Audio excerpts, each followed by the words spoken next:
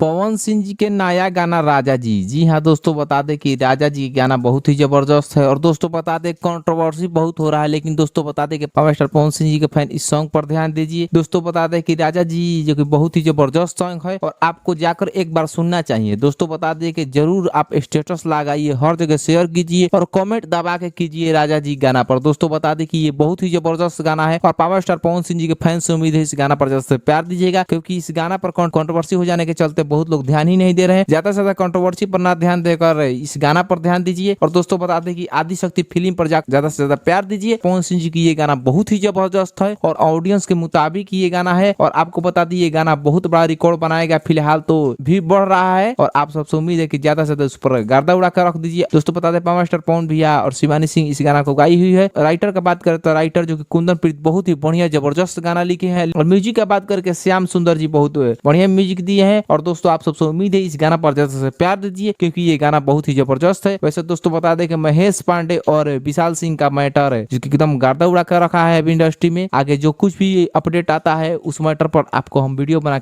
बताते हैं। धन्यवाद।